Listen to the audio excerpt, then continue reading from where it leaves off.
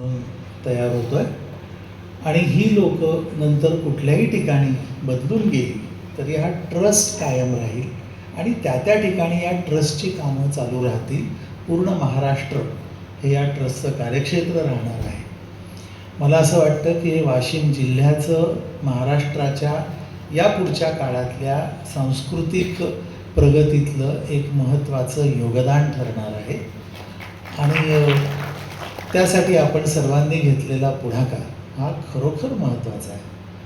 असा पुढाकार याच्यापूर्वी अनेक गोष्टींमध्ये अनेक ठिकाणी महाराष्ट्रात अनेक जणांनी घेतला. त्यातले काही उपक्रम टिकले, काही थांबले, काही अर्धवट चालू राहिले, काही स्वरूप बदलून चालू राहिले. काहींचं स्वरूप तर एवढं बदललं की सुरुवातीला हा उपक्रम काय होता हे आता कळेन असं झालं. इतका बदल त्या स्वरूपामध्ये झाला. कित्येक उपक्रम काही वेगळ्याच लोकांच्या हातातही गेले आणि या सगळ्यामुळे परिस्थिती आत्ता जी आपल्यासमोर आहे ती केवळ मराठी भाषेबद्दलची नाही, तर ती मराठी संस्कृतीबद्दलची एक वेगळी परिस्थिती आपल्यासमोर उभी राहिलेली आहे. आणि या काळात कर्मचारी अधिकाऱ्यांनी एकत्र येऊन एका जिल्ह्याच्या असं काहीतरी ठरवलं की आपल्याला फूड फॉर थॉट द्यायचं आहे, विचारांना ट्रिगर करायचं आहे, विचारांना बढावा द्यायचा आहे. मुळात हे वाटणं, हे जाणवणं आणि त्याच्यासाठी पाऊल टाकणं हेच धैर्याचं वाटावं अशी परिस्थिती आजूबाजूला आहे.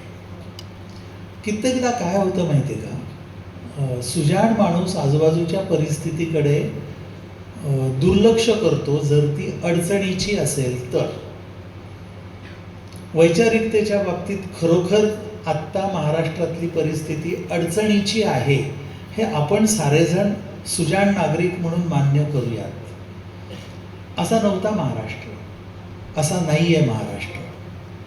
म्हणजे आता जी एक दिखाऊपणाची काहीतरी झकपक करण्याची आणि व्यासपीठावरून टाळीबाज पद्धतीने फक्त बोलण्याची अशी जी एक स्पर्धा सुरू झालेली आहे, ही स्पर्धा अनपेक्षित आहे. ही महाराष्ट्रात अपेक्षित नाही आहे, असा नाही आहे महाराष्ट्र. म्हणजे काहीतरी मोठ्या मोठ्या कमानी उभारायच्या, अतिशय भव्य असं व्यासपीठ उभं करायचं, राणा भीमदेवी थाटाची काही भाषणं ठोकायची आणि शब्दांच्या वापराला तर सुमार नाही. म्हणजे माहिती आहेत म्हणून शब्द वापरायचे.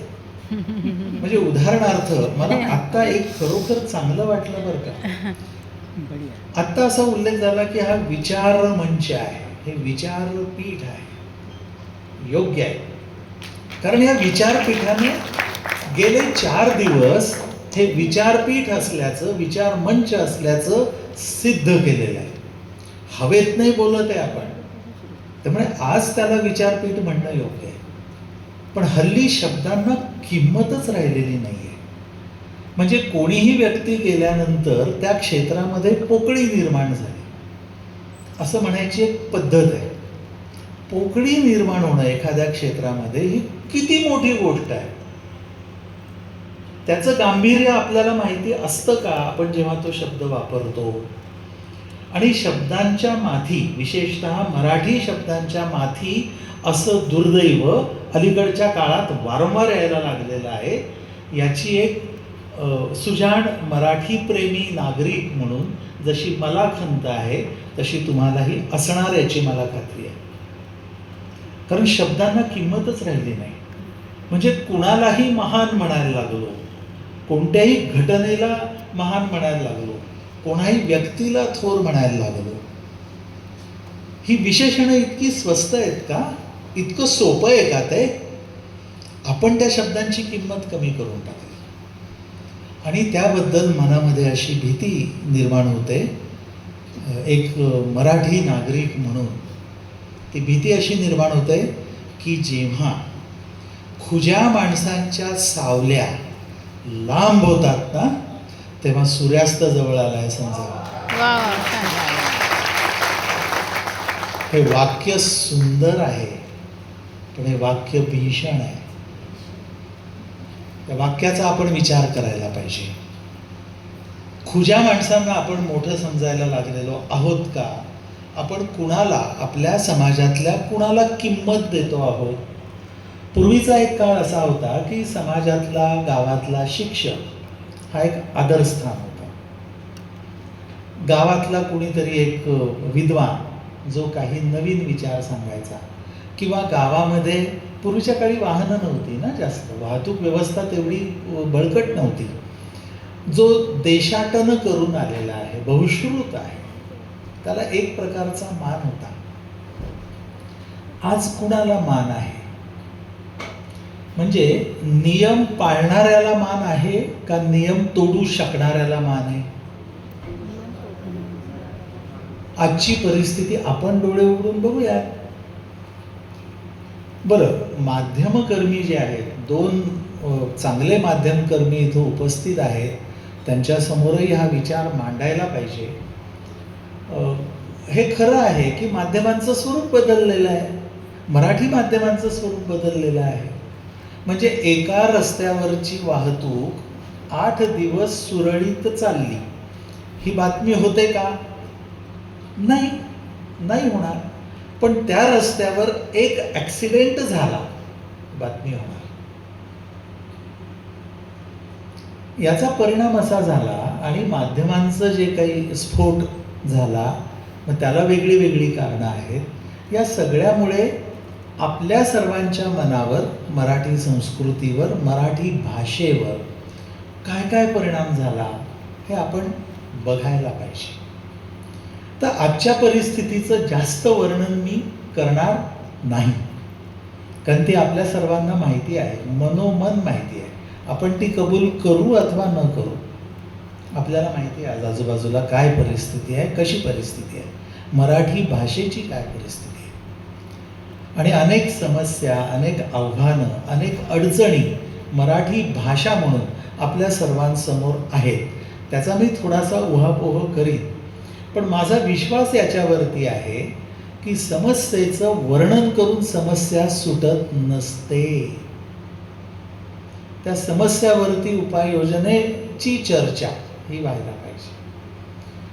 आणि हे एक अलीकडे मला वाढल्यासारखं वाटतंय महाराष्ट्रात, जे पुन्हा मराठी माणसाच्या स्वभावात नाही. पण ते वाढलं असं आहे की आम्हाला समस्येचं वर्णन करण्यात फार आनंद वाटायला लागला आहे. आम्ही त्याच्या सोल्युशनबद्दल, त्याच्या निराकरणाबद्दल, त्याचे पर्याय शोधण्यापेक्षा ती समस्या कशी भीषण आहे, ती समस्या किती मोठी आहे, याच्या चर्चा जास्त करायला लागलेल्या आहे. याचाही विचार करायला पाहिजे. तर या सगळ्या पार्श्वभूमीवरती मग सांगण्यात आलं तसं 3 ऑक्टोबर 2024ला आपल्या मराठी भाषेला अभिजात दर्जा प्राप्त झाला. आणि एक आनंदाची लहर केवळ महाराष्ट्रात नाही तर देशभरातले मराठी भाषिक, जगभरातले मराठी भाषिक यांच्यामध्ये पसरली. आपल्या भाषेला अभिजात असा दर्जा प्राप्त झाला. खूप आनंद झाला सगळ्यांना. पण जो उल्लेख झाला तो खरा आहे. म्हणजे काय झालं? अभिजात दर्जा म्हणजे काय आहे याच्याबद्दल पुरेशी जागरूकता ही नव्हती. अजून पण ती कमी आहे. अजून पण आपण थोडा आणखी विचार करायला पाहिजे. अभिजात दर्जा प्राप्त झाला म्हणून हार तुरे घालायचे एकमेकांना, एकमेकांचं अभिनंदन करायचं, याच्या पुढे काही आहे का? नाही आहे. मग मी मराठी भाषा विभागाचा सचिव झाल्यानंतर हा मुद्दा आमच्या लक्षात आला, आणि अभिजाततेचा अर्थ सर्वसामान्यांना आणि सगळ्यांना कळावा म्हणून आम्ही जेव्हा अभिजातपणाला 1 वर्ष पूर्ण झालं, त्या निमित्ताने आम्ही काही प्रकाशनं प्रसिद्ध केली आहेत. त्या प्रकाशनांमधून अभिजातपणाचे सगळे पैलू आम्ही मांडलेले आहेत. त्यातल्या काहींची नावं सांगतो.